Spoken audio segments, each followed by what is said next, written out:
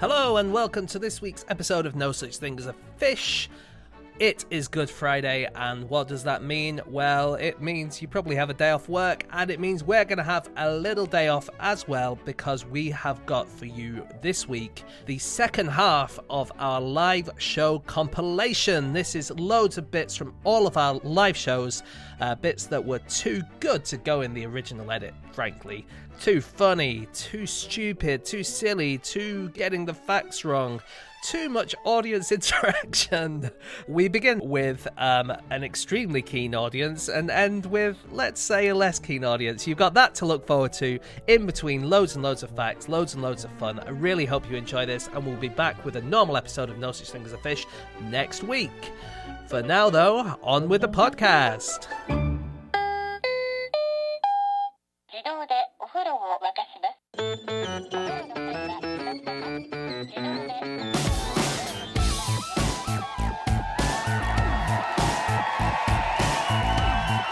Hello and welcome to another episode of No Such Thing as a Fish, a weekly podcast, this week coming to you live from Dublin!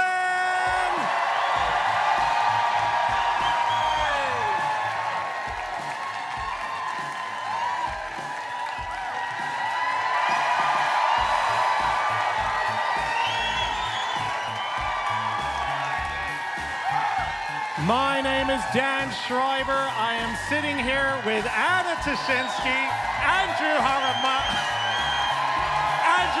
Murray, and James Harkin.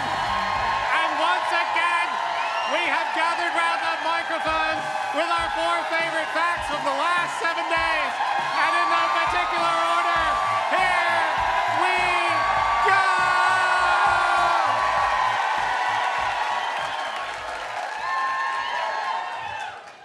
Starting with fact number one. Okay, calm the fuck down, everyone. It's 7 p.m. Starting with fact number one, and that is Andy. My fact is... You had all that time to prepare. One, two. No, still gone. Wow, all right, well... Time for fact number stop two, it, fuck off, and come that... Remember my friend, I think I told you guys once, claimed that he was at a festival, and he claimed one night, after being missing the whole night, came back, he said, I had an amazing sleep last night. I found a pillow that I used. It was a soft rock. And everyone's like, what? He was like, I swear to God, I slept on a soft rock. It was the softest rock ever. No one believed him, and he talked about it for all morning. And he eventually said, I'm sick of taking crap for this. I'm going to show you the soft rock. So he took everyone to the field that he fell asleep in. And he went, there's the soft rock. And what they discovered was it was a hardened cow pat that was shell-like, and it just slightly dented to the shape of his head when he laid on it.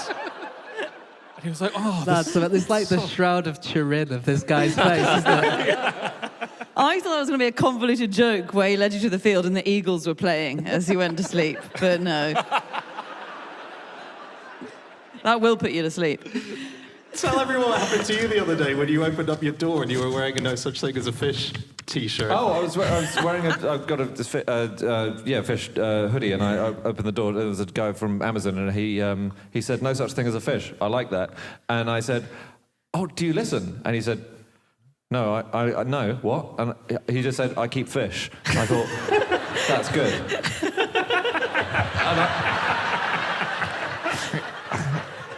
Oh yeah, and he said, "What is it?" I said, "It's nothing. Shut up. Go away." If you kind of make plot plants and put plants in pots, you can die. There was someone who died quite recently, in the last 10 years, of a brain-eating amoeba that they caught from a pot plant. But don't let the name worry you. It's actually not a true amoeba. It's a shape-shifting amoeboflagellate excavate. There's a woman who has made a website. She's called, I've actually only written down her first name, which is Avril. So find her. She's called Avril Shepherd, sorry. And she's made a website of every single weird festival in Britain and she has gone to as many as she possibly can. She's been doing Whoa. 10, 11 years. So, and she's gone and personally reviewed them. And so you can click on any day of the year and get every single weirdo festival. So I was in February. I got to late February, and I was reading about the Rhubarb Festival in Wakefield, where you can get a tour of the forcing sheds, which is where they force rhubarb, which I always think is a really aggressive term for what is just quite an innocuous thing to do. And so I was reading about the Rhubarb Festival. I thought I won't go to that. And then in March, there's the Slaithwaite Moonraking Festival. And this is related to this legend in this place where basically the locals tried to fish the moon out of the lake, but they didn't really. They just did it to trick the locals. Google it. To trick the police. Anyway, this Moonraking Festival is a huge deal, very exciting, and Avril was like, it's brilliant, it's so fun, there's a big parade through the streets, there's a moon arriving by barge. I did go in 2013, although no one turned up that year because all the Moonrakers had defected to the Rhubarb Festival at Wakefield. Oh.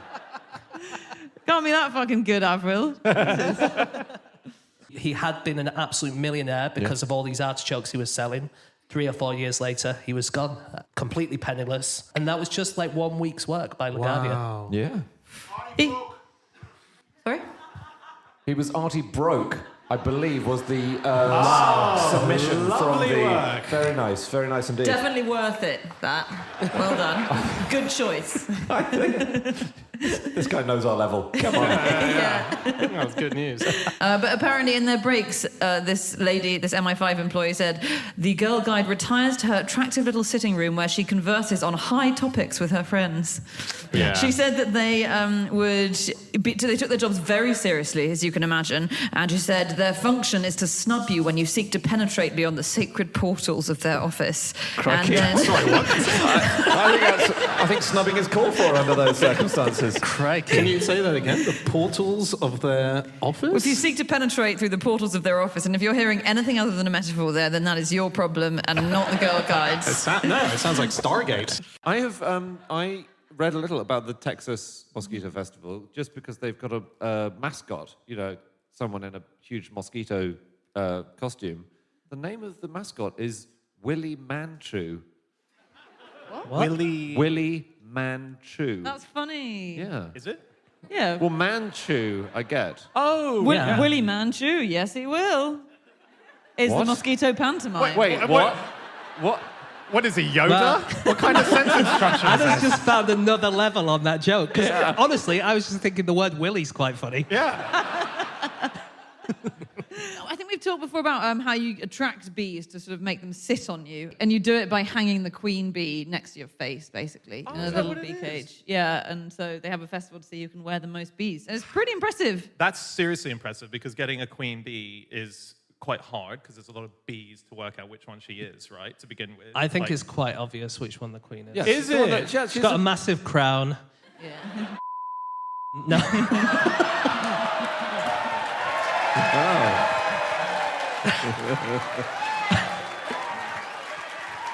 No, what? not Yeah. everything.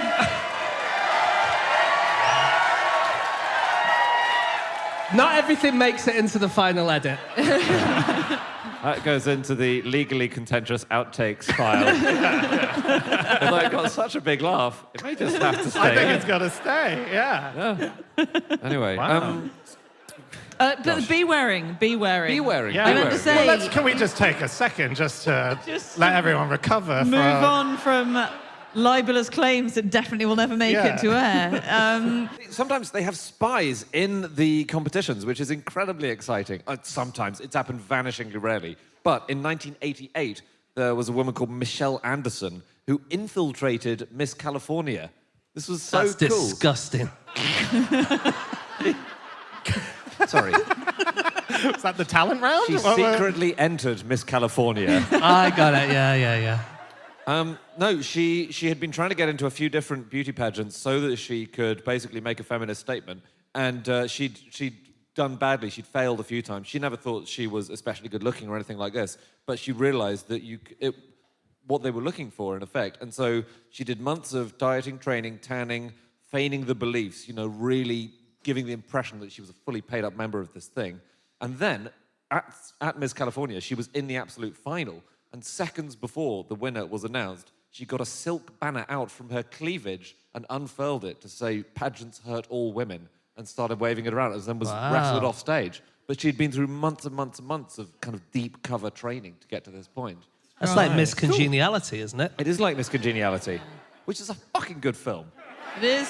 It's an amazing film, yeah. So good. Sandra and Bullock. And there's definitely no sequel.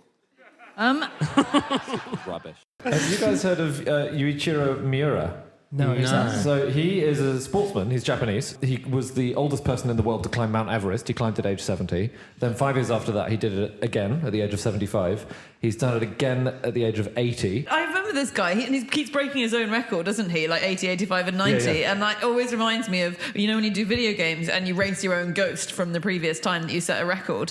And do you Which guys one's know? that? Which game's that? I feel like in I do Diddy Kong know. Racing, you do that. So race your you've own set a record, Yeah, okay? I think it's one-player mode, Anna. I mean, Sometimes my friends didn't want to come round. I like the way that it's like, you know, when you're playing video games, you only played one video game and it's Diddy Kong Racing. And video games have moved on quite a bit since then. Is there no more racing your own ghost? Look, this guy, he's 150. He knows what I'm talking about. He remembers Diddy Kong. And I just like to think that you're up Everest and you're overtaking your own ghost. And then it overtakes you. Wouldn't that be cool? Yeah. That'd be good. But that's not what happens, I don't think. Remember, I did that with a Fish gig. We had to email everyone coming to the gig saying, sorry, the time has changed for the gig. What? And for some reason, you idiots let me do it. And You CC'd? I CC'd everyone at the gig, yeah. And it was just after there was this whole movement about, people's privacy and GDPR stuff. and stuff. God. Yeah, It was yeah. literally like the fucking next day after that happened. It's not. It wasn't a movement. It was a law. Oh, it was horrific. I thought I was going to jail. It was scary. Wow. Stop the podcast! Stop the podcast. Hello, everybody. We are sponsored this week by Squarespace. That's right. Squarespace is where you want to go. If you want to make your own website, make an online store, if you want to get access to all the analytics that come with that, you want to get to Squarespace. Exactly. It's really easy and you can build a beautiful website with it. You could have member areas. So for my Moss-themed website, there will be a member area and it's going to be called the Moss Hut. And it's going to be jam-packed with members, I would imagine, and people banging on the proverbial door to get into that member area. What you can also have on your Moss or other themed website is a traffic overview. You can have a completely functional e-commerce platform, so you can sell anything from used socks to spaceships. And if you go to squarespace.com/fish, you can get a free trial. And when you're ready to launch, use the offer code FISH to save 10% of your first purchase of a website or domain. That is correct. Go to squarespace.com/fish for that free trial. Bang in the offer code FISH for 10% off your first purchase of a website or domain. But please, please, please do not use the Moss Hut. That is mine. Have I earmarked it yet? No. Is it mine by moral right? Yes. It's a grey area. You can take it if you want. That's my view. Okay, on with the show. On with the show. It's more of a green area, actually. Okay, never mind.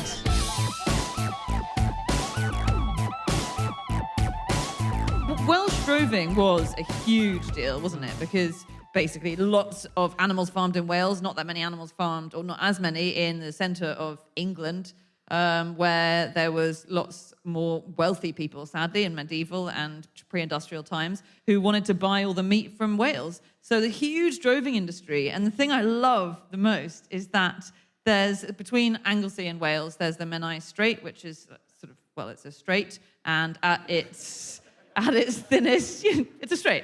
Great. Yeah, but confusingly, it's a bit wiggly. So. Yes. Yeah, it's not a straight. I never said that. It's about 200 metres wide at its narrowest. And at that point, drovers would not only drive, they would swim cattle and pigs. And so they jump in the water with the cattle and the pigs, and they all swim them over. Now, I don't know how you herd, 800 pigs while you're also trying to swim across 200 metres of quite fast-flowing water, but they did it. Until 1826. They did it, and they did it in their pyjamas, and they got a brick from the bottom of the pool. It was very impressive. Yeah. That was, swimming proficiency was tougher in those days. What do you reckon is the most unread emails anyone's got? or had. Oh, you see their pictures on, 100,000, No, more than that. There's millions. 4,294,967,257 unread emails. A guy called Joey Manansala from America. It's Boris Johnson. They're all from Sue Gray saying, "Where are you? Need talk now." But apparently, if you don't reply, if you leave a lot of emails in unread in your email thing, it means that you might be well adjusted. And the reason being that the emails are from someone else wanting you to do something. So if you're doing the things that are important to you instead of the things that are important to other people, it might be that you've got the balance right. Is that getting the balance right? Always doing things that are important to you rather than things that are important to other people? I'm trying to help you here, Anna. In that election that elected Churchill in 51, yeah. do you know that the Labour government in that election got more people's votes than in any winning or losing party in any election before or until 1992? So the Labour got more of the popular vote than the Tories, which does sometimes happen, as we know.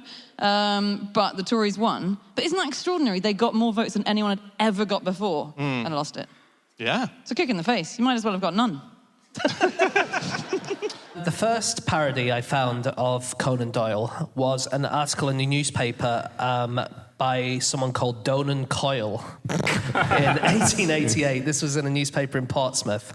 And what happened was, this was really early in Conan Doyle's time, he had written an article called On the Geographical Distribution of British Intellect. And he came up with this theory that people who lived in the South were really good at poetry, music, and art, and people who lived in the North were really good at theology, science, and engineering.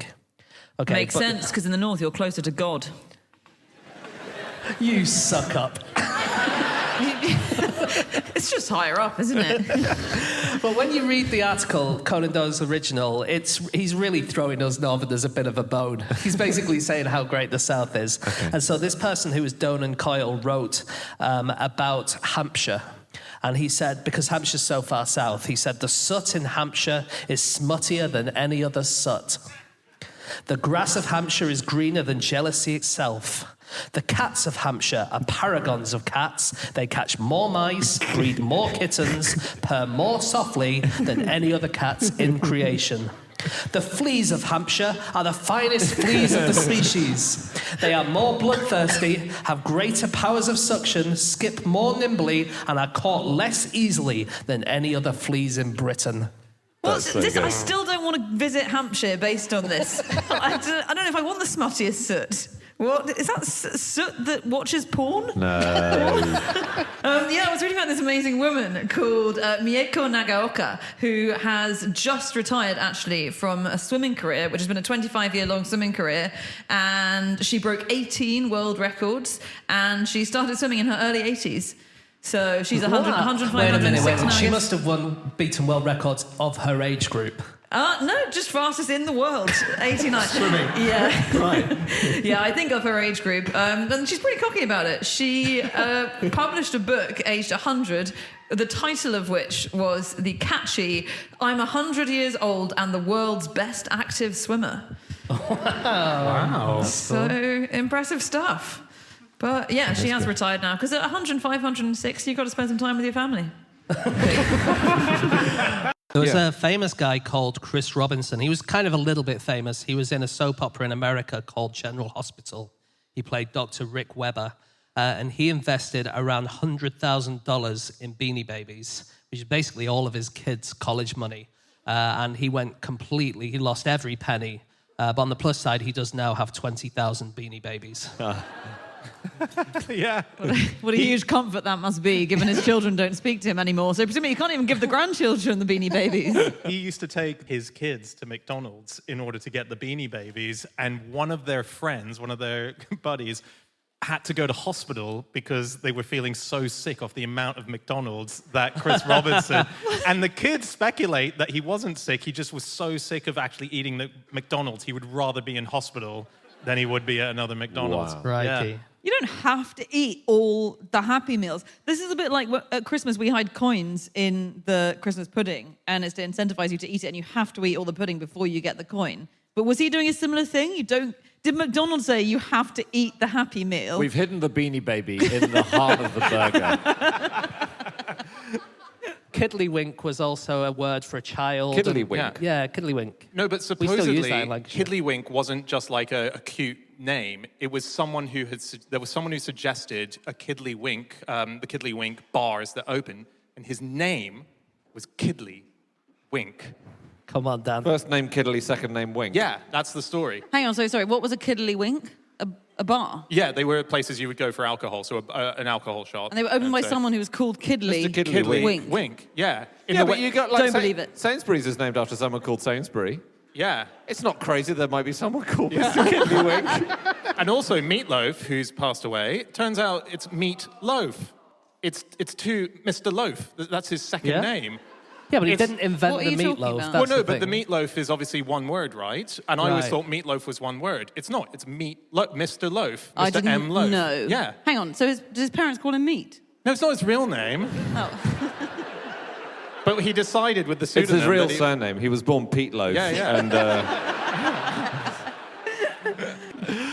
Just quickly on the drink porter. The drink, a porter, bit of an old-fashioned one, but it does come from being a drink for porters, and it was because London porters were a huge deal until the end of the 19th century when everything completely changed, and they used to get so many of their calories from beer. So it was estimated that in the 18th century, a manual worker would get about 2,000 calories a day that they needed in their working life from beer. And all pubs would have benches outside with tables next to them for the porters to dump their stuff on. And they would have an initiation ritual. There's a thing in the Ship Tavern, which people might know. It's near Lincoln's Inn Fields in London, near Holborn. And that was where the Porters' Union would always hang out, and they go to pick up their pay and everything. And the initiation ritual when someone became a porter was that you'd have the badge of office dropped into a mug of strong ale, and you had to extract it with your teeth without spilling any. Cool. And, Wait, you had to get it out of a thing of ale without spilling any? Well, I With think your you would teeth? drink the drink, and then at the bottom you kind of get it with your mouth, Yeah. right? I was thinking you had to bob for it in a pint glass, but not get any beer out of the glass. I think they just didn't make glasses like that. No one's face is that shape. I live for the day that you're on Taskmaster, Andy.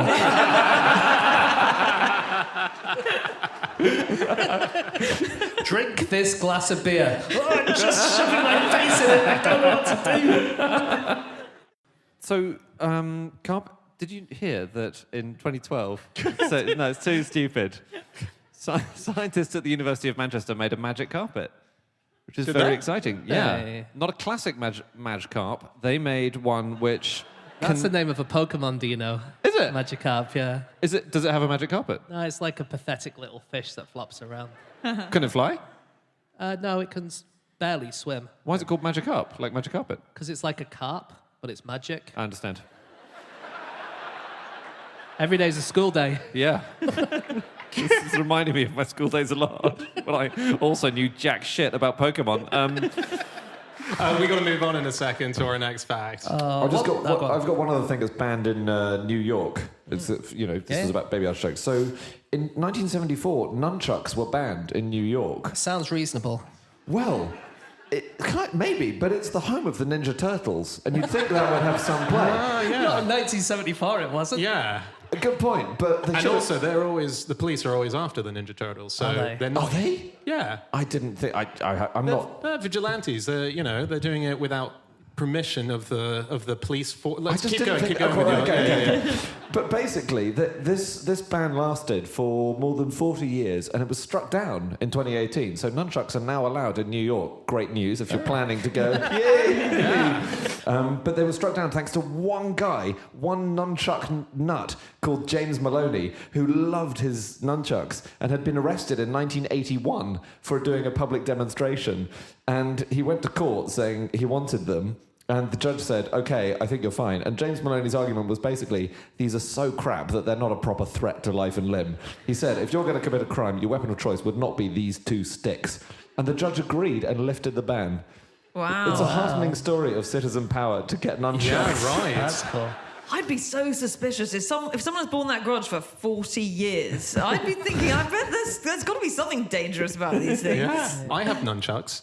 I made some myself because You made some? Yeah, well, because in Hong Kong I did karate as a kid and I learned nunchucks and I always thought they were a really cool thing. And so you know how sometimes people keep a thing by the bed just in case a Glass robber... of water, A robber... no, like A book, a bedside lamp. To protect yourself and your family. So I keep nunchucks by the side of my bed. Okay. Yeah, and when I was dating my now wife, there was a night where she thought someone broke into the house and then we heard the door go.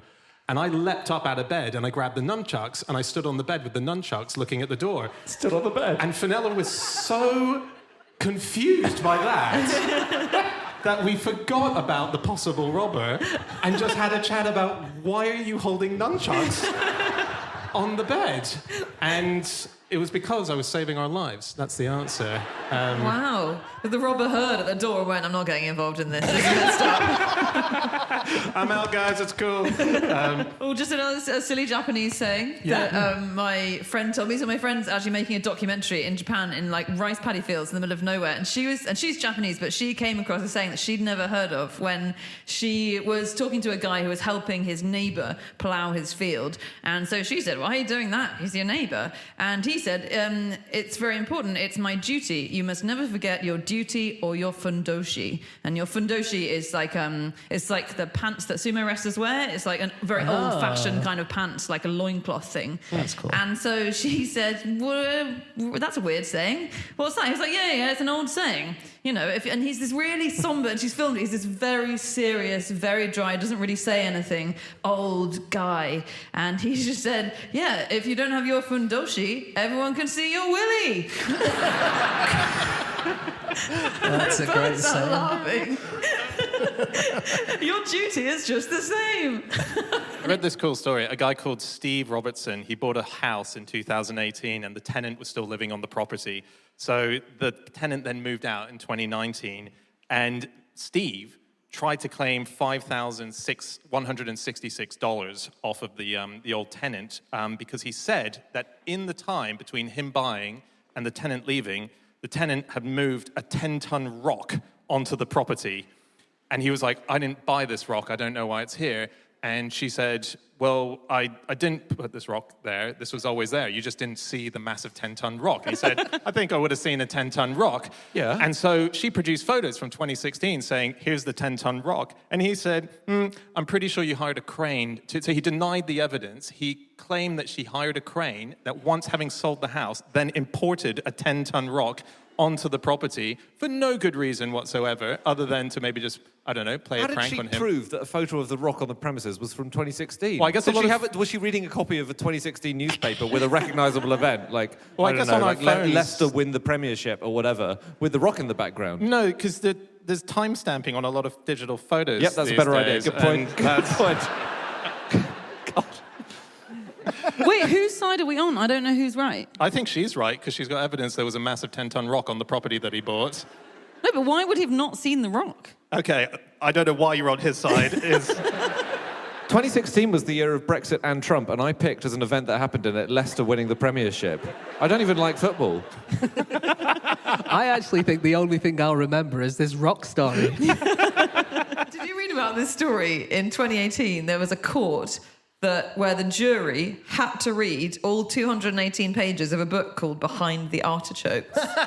Okay. Oh. And this apparently, so the judge in this case said they thought it was the first time since Lady Chatterley's Lover that the jury had been asked to read an entire book to decide on a case. The case in this instance was basically this massive row between three sisters. And this woman, Gillian Leedon, had written this book Behind the Artichokes, laying into her other two sisters, accusing them of stealing from their mother and abusing their mother, which it seems like they weren't. And she sent this book to the vicar and to the local councillors and, you know, to every man and his dog. And, yeah, to decide who was in the wrong, then the entire jury had to sit down and read Behind the Artichokes, self-published book. And it contains details of one of the sisters' bowel movements.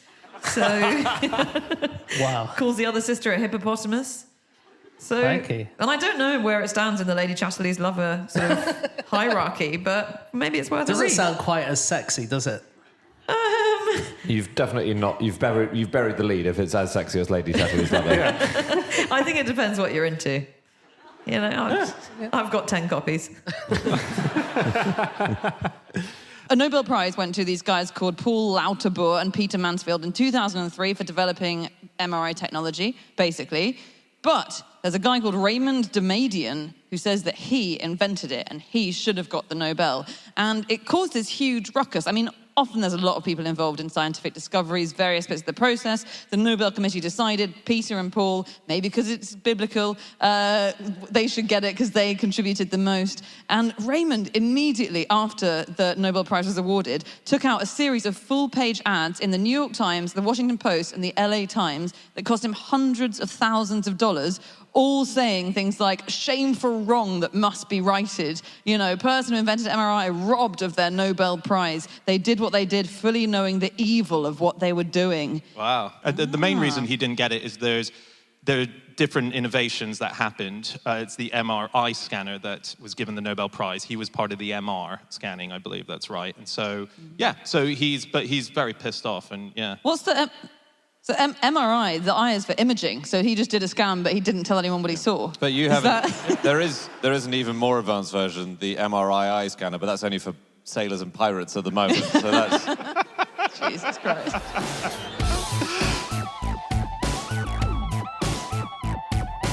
Stop the podcast. Stop the podcast. Hi, everybody. We just wanted to inform you that this week we're sponsored by ExpressVPN. You'll have heard us mention these before. It is a way of establishing a little more security online. If you like, a wormhole between your device and the internet. For example, if you're using a public network and you want a bit more security. Or if for any reason online you want to geolocate yourself to a different place, perhaps you're in a country where you can't watch BBC iPlayer or a particular YouTube video, you want to access that, you can toggle yourself to a certain country from the comfort of your own seat. Get toggling, guys. Start that toggling process today.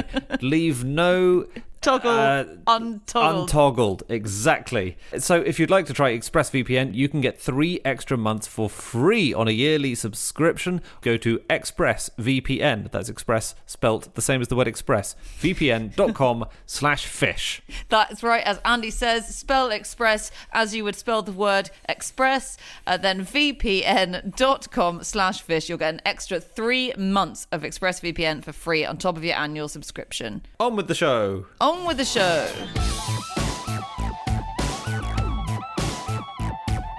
It's time for our final fact of the show, and that is my fact. My fact this week is that when leaving the Norwegian military, soldiers must now hand over their used underpants and socks for the next recruit to wear. Well, it used to be that you would give every other bit of clothing back. Oh, but you got to keep the pants? Yeah, you kept your pants and socks. As but a souvenir. then, but then, you know, it's been a hard time in the pandemic and they haven't been able to get their hands on extra underwear. More like a pants-demic, that's what I'm hearing. Oh, come on, Andy, give me I a don't know break. why I keep doing this. I'm trying to make the edit hard for you. Sorry. Woodpeckers are just storing more and more of these acorns. They will use sometimes not just trees, but there's a lot of wooden lampposts around there, and they'll find that, and they won't notice it necessarily to begin with. People who work, they'll just find the lamppost is acting a bit weird, and they will be storing it all the way through their people's houses if they have Sorry, what is a weird acting lamppost? Darling, I think the lamppost looked at me pretty funny today.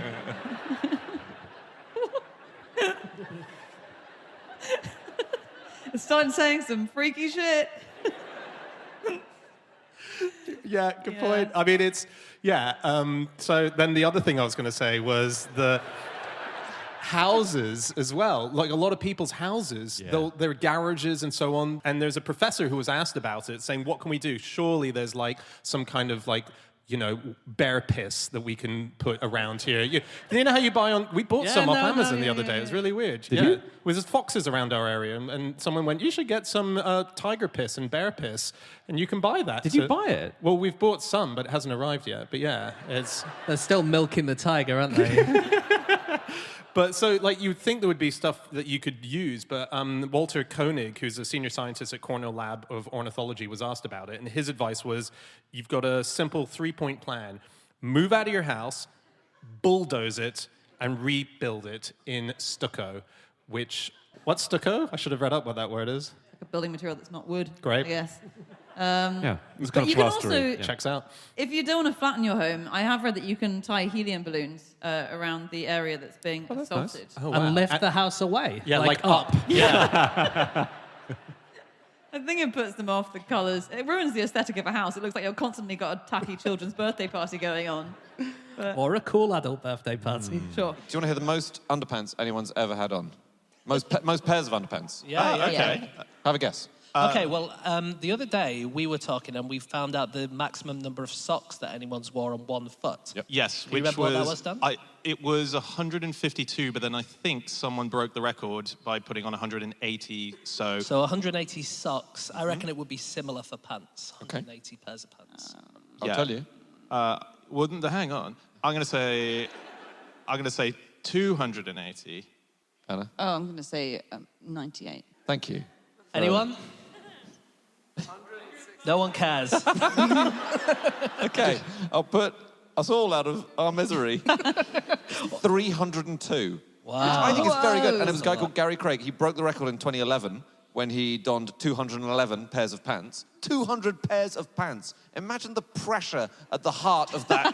Sort of, Like a black supernova. hole. Yeah. You'd think you could spontaneously combust at that point, inside. You'd think so. He then auditioned for Britain's Got Talent. I'm afraid I don't know how far he got in the process. He lost the record, and that's when he got mad, and he decided to get even, and he re-broke his own record, or rather the broken record in 2012. And he said, putting on all those pants is harder than it looks because you're carrying an incredible weight, but the crowd really spurred me on and kept me going.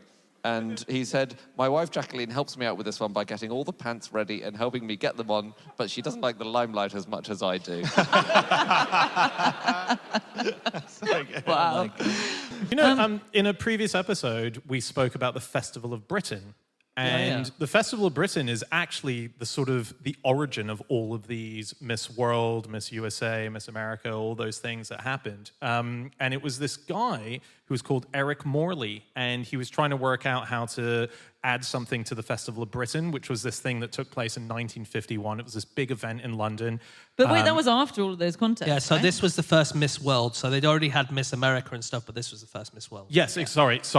I got that wrong. This was the first Miss World. And actually, it was only accidentally the first Miss World because it was a bikini competition, but foreigners were part of it. And they were like, oh, I guess this is a global event. Like, it was just meant to be a local event, basically. It wasn't advertising itself as that. But thank God, because the Brazilians are hotter than we are. So Well, it was won by someone from Sweden, Kirsten Kiki Hackinson. And the Swedes are also hotter than we are. So But Eric Morley, they crowned the person. It's the only Miss World or Miss America or anyone who was crowned in a bikini because it was part of a bikini round.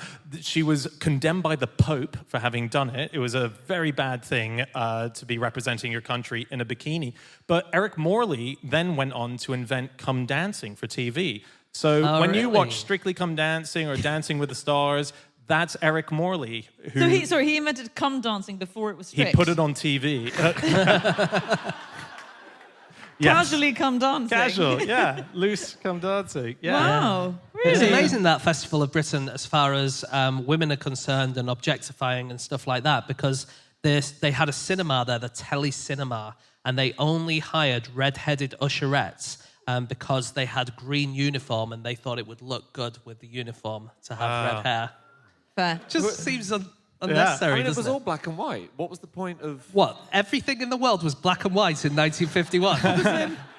Guys, sorry to cut us off, but we're gonna have to end the show in a second. I just want to talk about the fact that Andy thinks that the whole world was black and white in the 1950s.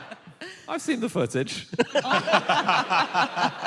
There was an emblem of the festival. It was a red, white and blue image of Britannia's head over the top of a compass. And this emblem was everywhere at the time. It was on spoons, it was on cartoons, it was on flower beds, it was on pub signs, it was everywhere. But one place it was as well was quite amazing. It was 604 gallstones that had been removed from a patient, and they coloured them and put them in the shape of the emblem, and then they displayed it at the festival. One patient? One patient? Same person? 604? They're quite small. Right. But like someone in the audience has gone, yes, to the news that they're quite small. The voice of experience over there. What? I mean, wow. Yeah. That's what a patriotic man. What a cool thing to do, yeah. Shout them out. We're Good on only- you. He must have been walking around and they were just rattling around inside of him, wasn't they? Do you think he was holding them in for the festival? He'd had them for decades. Mr. Smith, we're only on 590 gallstones. I'm afraid we need some more. Please drink this gall. Completely clear on the mechanism. And that, you know, sometimes, you know, like Oasis, they broke up because I think Liam threw a banana or something at Noel. It was a piece of fruit. Like, you know, sometimes it comes down to a very tiny moment. And in Gilbert and Sullivan's case, it was a carpet. So they were doing a show, and part of the preliminary costs that came in that they were charged for, and this was a show called The Gondoliers, was charged for carpet for the front of the house, of the actual theatre. And I think it was Sullivan who freaked out about it. No, sorry, it was Gilbert who freaked out about it, saying, they've charged us for this carpet. And Sullivan didn't care.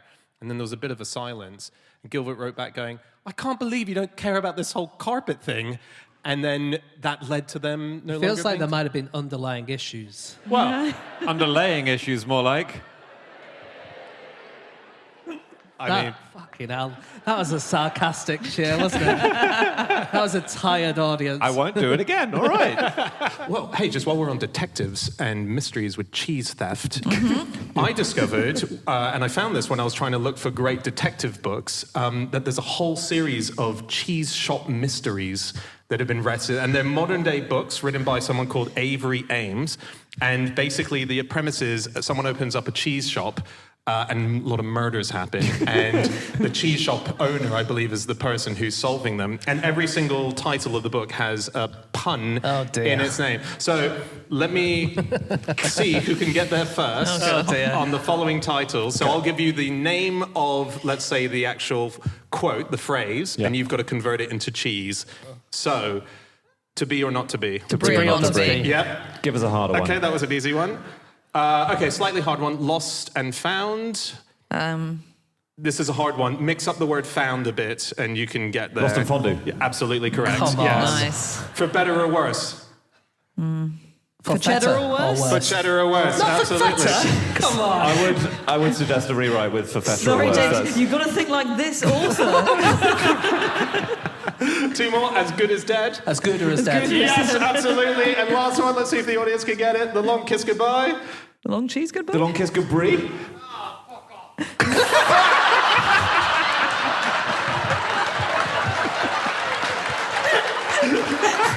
All right, mate, we're nearly done.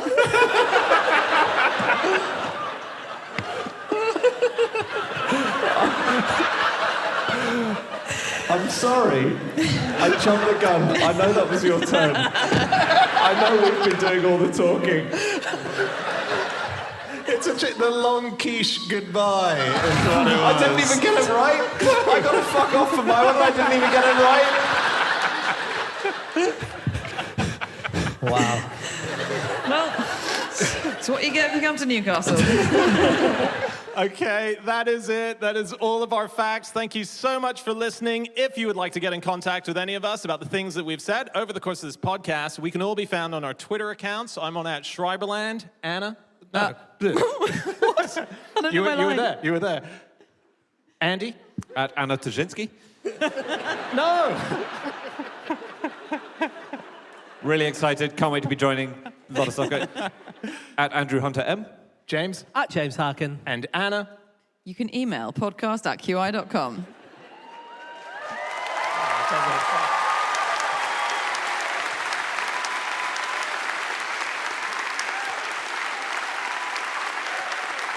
It's a good email address. Thank you for listening. We'll be back again next week with another episode. We'll see you all then. Goodbye!